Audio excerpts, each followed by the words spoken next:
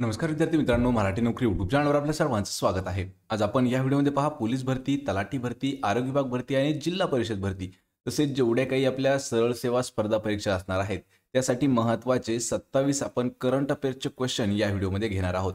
मित्रांनो, हे जे प्रश्न असणार आहेत हे सर्व प्रश्न चालू घडामोडीवरती आधारित आणि महत्त्वाचे प्रश्न असणार आहेत. या व्हिडिओमध्ये पहा आपण मे आणि जून या 2 महिन्यातील जे हे आहेत मे आणि जून 2023 तर या महिन्यातील इम्पॉर्टंट असे प्रश्न घेतलेले आहेत. आपल्याला या व्हिडिओची जर PDF डाउनलोड करायची असेल तर पहा मराठी नोकरी या नावाने आपलं टेलिग्राम चॅनल आहे. त्याची लिंक मी तुम्हाला डिस्क्रिप्शनमध्ये दिली आहे. त्या ठिकाणी जाऊन आपण टेलिग्राम चॅनलला जॉईन करायचं आहे. म्हणजे तुम्हाला प्रत्येक व्हिडिओची PDF आणि ज्या काही दुसऱ्या काही PDF असणार आहेत किंवा नोट्स असणार आहेत त्या देखील त्या ठिकाणी आपण उपलब्ध करून दिलेले आहेत. आणि मित्रांनो, महत्त्वाची सूचना म्हणजे चॅनलवरती जर नवीन असाल तर लगेच आपल्या मराठी नोकरी या यूट्यूब चॅनलला सबस्क्राईब करा आणि समोरील बेल आयकनला प्रेस करून ठेवा. म्हणजे तुम्हाला डेली एक व्हिडिओ जो आहे तो पोस्ट केल्याच्या नंतर समजून जाईल किंवा नोटिफिकेशन मिळून जाईल. चला तर व्हिडिओला सुरुवात करूया.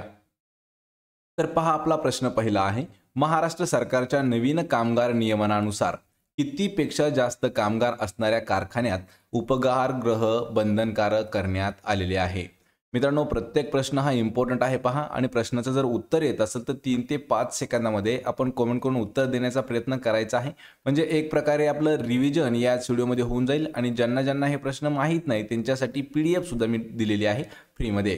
तर पहा, प्रश्न डबल एक वेळा ऐकायचा आहे. तर महाराष्ट्र सरकारच्या नवीन कामगार नियमनानुसार कितीपेक्षा जास्त कामगार, पहा कितीपेक्षा जास्त कामगार जर कारखान्यात असतील तर त्या कारखान्यासाठी उपहारगृह म्हणजे त्याला आपण कॅन्टीन म्हणतो, जे कॅन्टीन आहे ते बंधनकारक करण्यात आलेलं आहे. आणि या प्रश्नाचं उत्तर होईल पर्याय क्रमांक 1 तर 100 कामगार. लक्षात ठेवा मित्रांनो, नवीन एक कामगार नियमन काढलेलं आहे. त्यानुसार ज्या कारखान्यामध्ये 100 पेक्षा जास्त जर कामगार काम करत असली तर त्यांच्यासाठी एक कॅन्टीन जे आहे हे कॅन्टीन असणं बंधनकारक केलेलं आहे. पर्याय क्रमांक 1 आपलं योग्य उत्तर होईल. यानंतरचा प्रश्न आहे, महाराष्ट्र सरकारच्या नवीन कामगार नियमनानुसार कितीपेक्षा जास्त कामगार असलेल्या कारखान्यामध्ये पाळण्याघराची सुविधा बंधनकारक केलेली आहे. पहा, पहिला प्रश्न जो कोणता झाला, पहिला प्रश्न आहे पहा उपहारगृह. तर उपहारगृहामध्ये लक्षात ठेवा, जर 100 पेक्षा जास्त कामगार असले तर उपहार म्हणजे कॅन्टीन जे आहे ते बंधनकारक आहे. पण या ठिकाणी प्रश्न काय आहे तर पाळणाघराची सुविधा.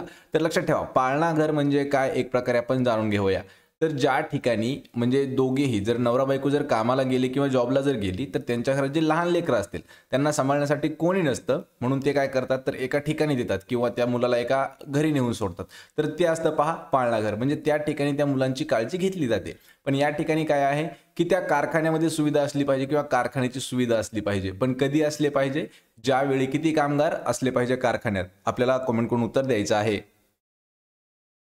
तर या प्रश्नाचं उत्तर होईल पर्याय क्रमांक 2 तर 50 पेक्षा जास्त कामगार जर असले एका कारखान्यामध्ये तर त्या कारखान्याची लक्षात ठेवा पाळणाघराची सुविधा देखील बंधनकारक करण्यात आलेली आहे. पर्याय क्रमांक 2 आपले योग्य उत्तर होईल 50 कामगार. यानंतरचा प्रश्न आहे, महाराष्ट्र सरकारच्या नवीन कामगार नियमनानुसार कितीपेक्षा जास्त कामगार कारखान्यात असल्यास कल्याण अधिकाऱ्याची नियुक्ती करणे देखील बंधनकारक आहे. पहा, 2 प्रश्न झाले आपले कामगारावरती. पहिला प्रश्न होता उपहारगृह, 100 पेक्षा जास्त लोक असले तर. दुसरा होता पाळणागृह, 50 पेक्षा जास्त लोक असले तर पाळणाघर. या ठिकाणी तिसरा आहे की कल्याण अधिकाऱ्याची निवड किती म्हणजे नियुक्ती जी आहे ही किती कामगार असल्यानंतर बंधनकारक केली आहे. तर या प्रश्नाचं उत्तर होईल पर्याय क्रमांक 3 जर फॅक्टरीमध्ये 250 पेक्षा जास्त कामगार असले तर त्या ठिकाणी एक कल्याण अधिकारी नियुक्ती करणं बंधनकारक केलेलं आहे. ऑप्शन क्रमांक 3 आपलं उत्तर होईल. यानंतरचा प्रश्न आहे, केंद्र शासनाने किती कामगार कायदे एकत्र करून 4 कामगार संहिता तयार केलेली आहे. पहा, प्रश्न हा देखील महत्त्वाचा आहे.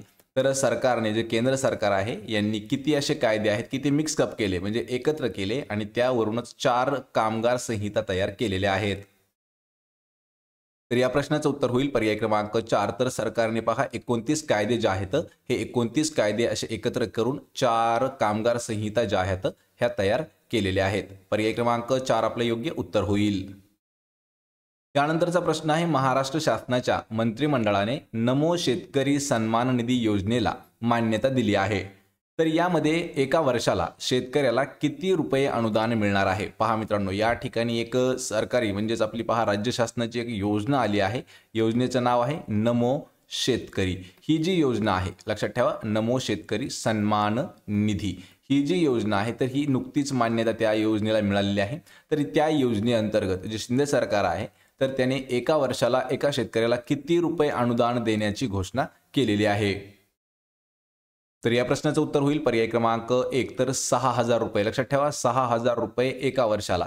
जर या ठिकाणी कधी कधी जर महिन्याला प्रश्न पडला, लक्षात ठेवा महिन्यावर जर प्रश्न पडला तर 500 रुपये महिना, आणि याच ठिकाणी जर अजून कधी 6 महिन्याला प्रश्न पडला तर 3,000 रुपये 6 महिन्याचे मिळणार आहेत। म्हणजेच त्या ठिकाणी 2 वेळा जर ते एका वर्षात 2 वेळा आपल्या खात्यामध्ये डिपॉझिट होऊ शकतात। 3-3 हजार असे 2 टप्पे। पूर्ण अनुदान किती आहे? 6,000 रुपये। ऑप्शन क्रमांक 1 आपलं उत्तर होईल। यानंतरचा प्रश्न आहे सहकारी संस्थांमधील अक्रियाशील सभासदांना निवडणूक लढण्यास कोणत्या राज्याने बंदी घातली आहे? पहा प्रश्न हा देखील महत्त्वाचा आहे। सहकार संस्था आहे आणि त्यामध्ये जे कार्यरत नसणारे सभासद आहेत तर अशा सभासदांना निवडणूक लढण्यास कोणत्या राज्य सरकारने त्यावरती बंदी घातलेली आहे?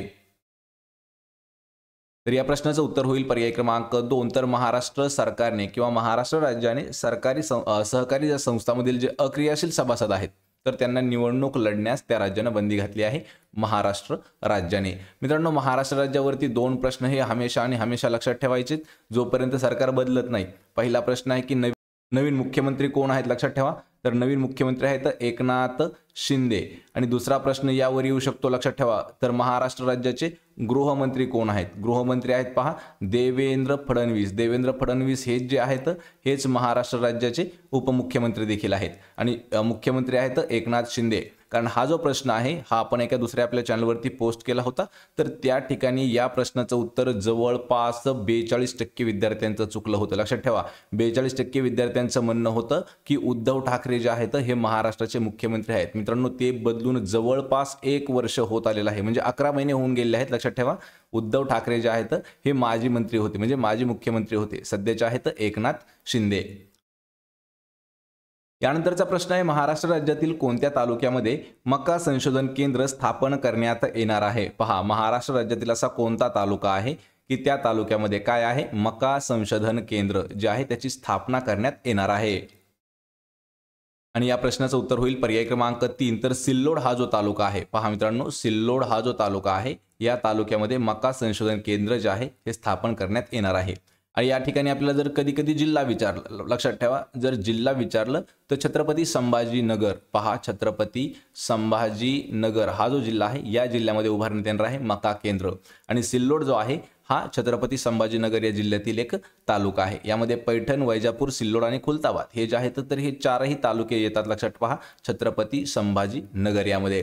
तर यावरती अजून एक प्रश्न आहे की छत्रपती संभाजीनगर या जिल्ह्याचं जुनं नाव काय आहे? जुनं नाव किंवा एक वेळा आपल्याला पूर्वीचं नाव विचारलं जातं तर लक्षात ठेवा औरंगाबाद हे जे आहे याचं पूर्ण जुनं नाव आहे, किंवा प्रश्न आपल्याला अल्टरनेट विचारला जातो की औरंगाबाद जिल्ह्याचं नाव बदलून काय ठेवण्यात आलं आहे? तर लक्षात ठेवा छत्रपती संभाजीनगर असं औरंगाबादचं नवीन नाव ठेवण्यात आलेलं आहे। यामध्ये महत्त्वाचे 3 जिल्हे येतात पहा तर 3 जिल्ह्यामध्ये पहिला आहे औरंगाबाद म्हणजेच छत्रपती संभाजीनगर, त्याचं नाव बदललं आहे ते ठेवलं आहे पहा छत्रपती संभाजीनगर जे आहे ते औरंगाबादचं नवीन नाव ठेवण्यात आलेलं आहे। दुसरा जिल्हा आहे तो आहे पहा उस्मानाबाद, तर उस्मानाबादचं नवीन नाव काय आहे तर धाराशिव हे आहे उस्मानाबादचं नवीन नाव।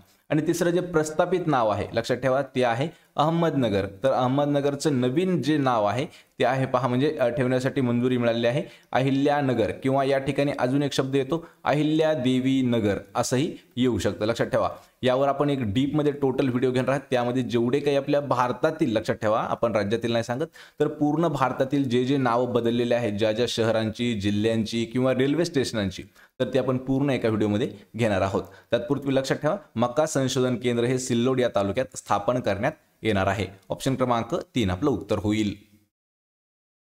यानंतरचा प्रश्न आहे पर्यटन व्यवसायामध्ये महिलांना वाव देण्यासाठी कोणत्या राज्याने आई हे पर्यटन धोरण राबवण्यास मान्यता दिलेली आहे? प्रश्न हा देखील महत्त्वाचा आहे पहा तर राज्यामध्ये जे काही आपल्या व्यवसाय करणाऱ्या महिला आहेत तर त्यांना एक प्रोत्साहन किंवा त्यांना प्रेरणा देण्यासाठी कोणत्या राज्याने आई हे जे आहे हे पर्यटन धोरण राबवण्यास मान्यता दिलेली आहे?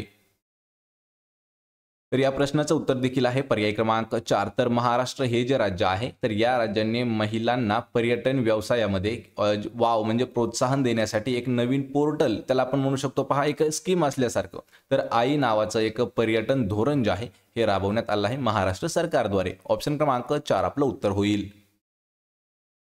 यानंतरचा प्रश्न आहे महिला पर्यटन धोरणाअंतर्गत आंतरराष्ट्रीय महिला दिनानिमित्त 1 ते 8 मार्च या कालावधीमध्ये महाराष्ट्र पर्यटन महामंडळाच्या रिसॉर्टच्या ऑनलाईन आरक्षणामध्ये किती महिलांना किती टक्के सवलत मिळणार आहे.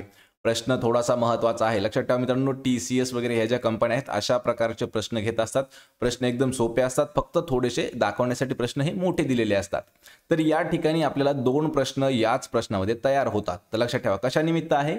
महिला पर्यटन धोरणाअंतर्गत जो आंतरराष्ट्रीय महिला दिन झाला. आंतरराष्ट्रीय महिला दिन कधी असतो पहा, 8 मार्च हा जो दिवस आहे आंतरराष्ट्रीय महिला दिन असतो. तर याच ठिकाणी आहे 1 ते 8 मार्च या कालावधीमध्ये महाराष्ट्र पर्यटन महामंडळाच्या रिसॉर्टच्या ऑनलाईन आरक्षणात महिलांना किती टक्के सवलत मिळणार आहे. तर या प्रश्नाचं उत्तर काय असणार आहे. पर्याय क्रमांक 1 तर 50% सवलत जी आहे ही महिलांना मिळणार आहे. पर्याय क्रमांक 1 आपलं योग्य उत्तर होईल. या ठिकाणी 2 प्रश्नामधील पहिला प्रश्न आहे आंतरराष्ट्रीय महिला दिन किंवा जागतिक महिला दिन कधी असतो, तर 8 मार्च जो आहे हा जागतिक महिला दिन असतो. यावरती दुसरा प्रश्न काय आहे, तर रिसॉर्टच्या ऑनलाईन आरक्षणामध्ये महिलांना किती टक्के सवलत मिळणार आहे. तर लक्षात ठेवा 50% सवलत जी आहे ही महिलांना मिळणार आहे. पर्याय क्रमांक 1 आपलं योग्य उत्तर होईल. त्यानंतरचा प्रश्न आहे महाराष्ट्र सरकारच्या नवीन वस्त्र उद्योग धोरणामध्ये किती रुपये गुंतवणुकीचे उद्दिष्ट महाराष्ट्र सरकारने ठेवलेलं आहे. तर या प्रश्नाचं उत्तर होईल पर्याय क्रमांक 2 तर 25,000 कोटी एवढं रुपये गुंतवण्याचे उद्दिष्ट जे आहे हे महाराष्ट्र सरकारने ठेवलेलं आहे. आणि कशामध्ये गुंतवणार आहेत, तर नवीन वस्त्र उद्योग धोरणामध्ये. पर्याय क्रमांक 2 आपले योग्य उत्तर होईल. यानंतरचा प्रश्न आहे महाराष्ट्र शासनाच्या नवीन वस्त्र उद्योग धोरणात किती रोजगाराचं उद्दिष्ट ठेवलं आहे. पहा प्रश्न लक्षात ठेवायचा आहे, प्रत्येक प्रश्न आपण बॅक टू बॅक वेगवेगळ्या पद्धतीने घेत आहोत. पहिला प्रश्न काय होता, तर किती रुपये गुंतवण्याचं, तर लक्षात ठेवा 25,000 कोटी रुपये गुंतवण्याचं उद्दिष्ट होतं. या ठिकाणी आहे की किती रोजगाराचं उद्दिष्ट ठेवण्यात आलेलं आहे.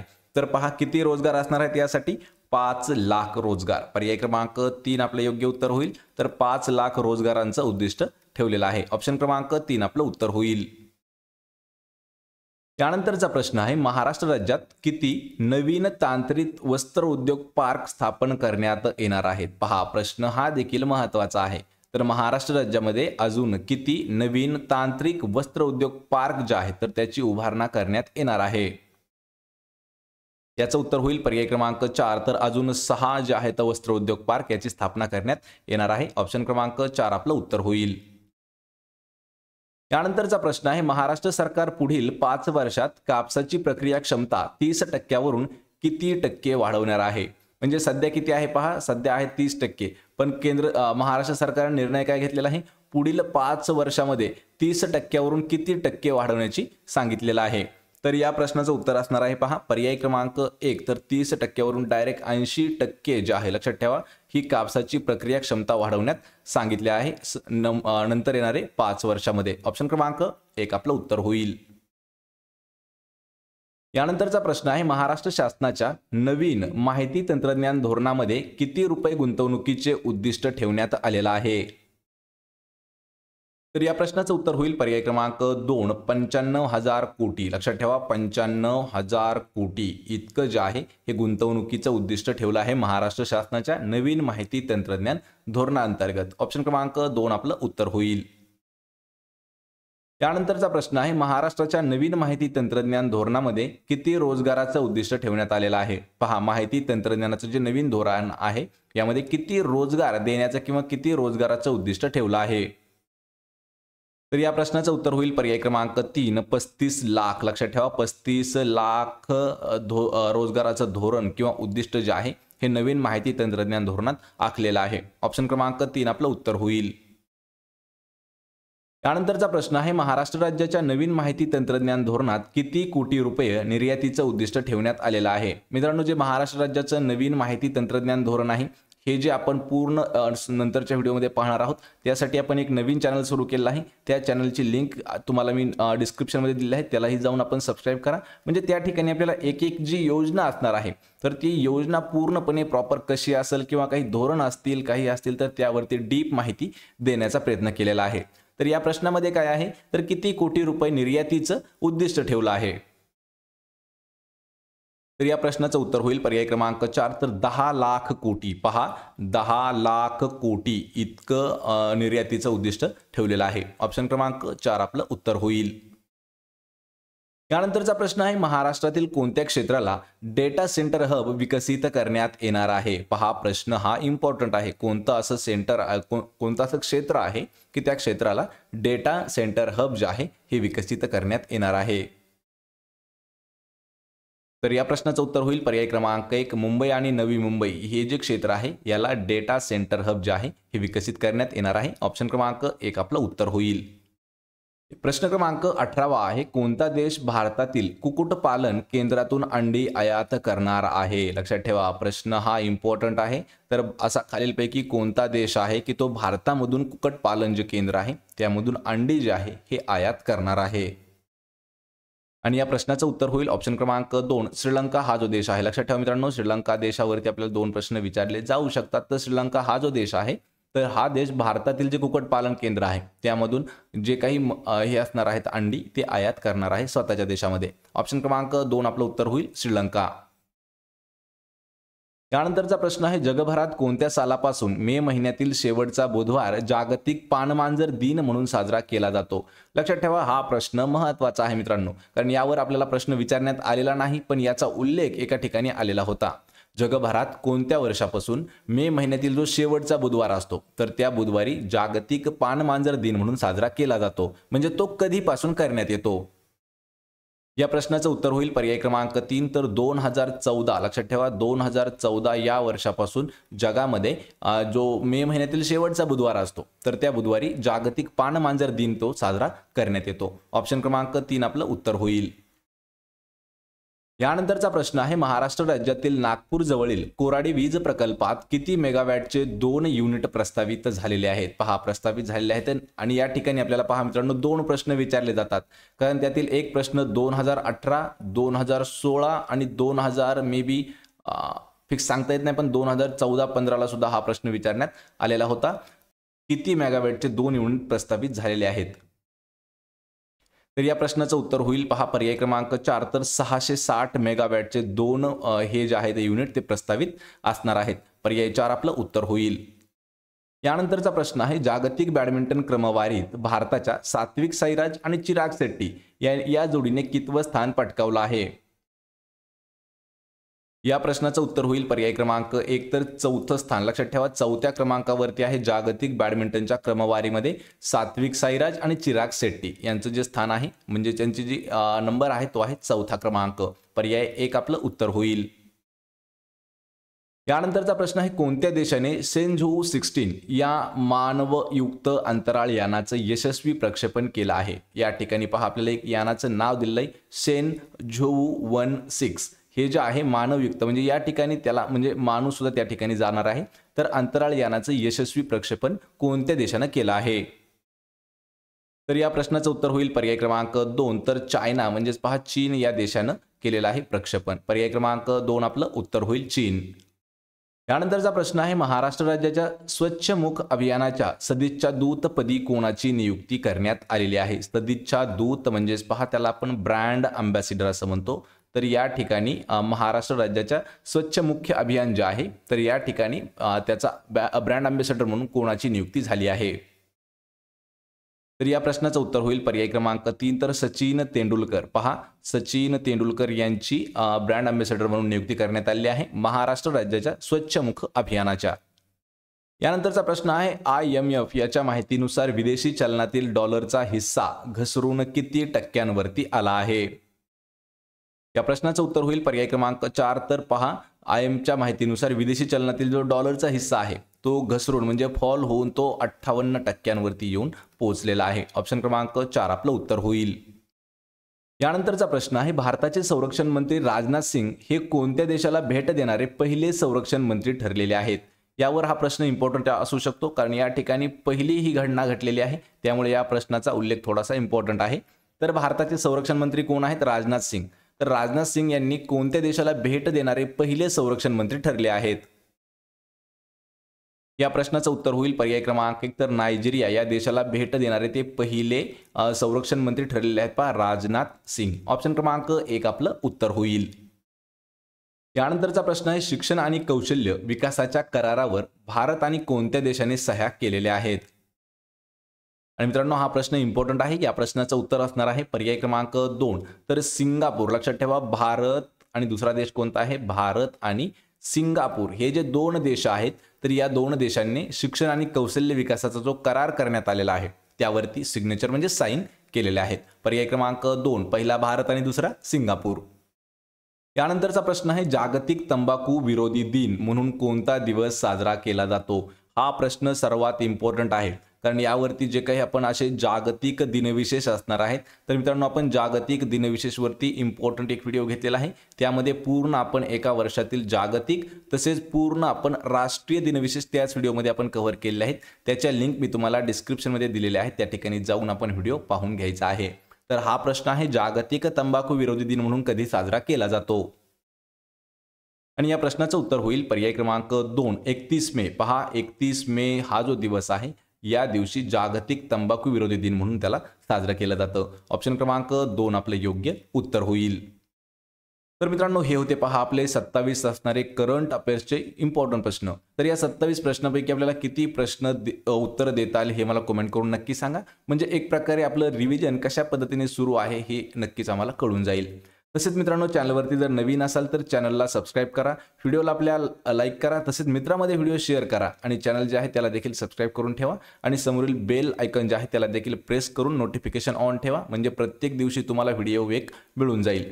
सोबतच मित्रांनो टेलिग्राम चॅनल आहे त्याला देखील जॉईन करा. त्यावरती प्रत्येक व्हिडिओची PDF आणि दुसऱ्याही काही महत्त्वाच्या नोट्स आपण शेअर करत असतो. आणि मित्रांनो आपण चालू घडामोडी ज्या आहेत त्याचनुसार ज्या काही 2019 मध्ये तलाठी भरतीच्या प्रश्न झालेले आहेत ते देखील रिव्हिजन म्हणून घेत आहोत. आपण भेटूया पुढच्या एका अशाच नवीन व्हिडिओमध्ये. जय हिंद, जय महाराष्ट्र.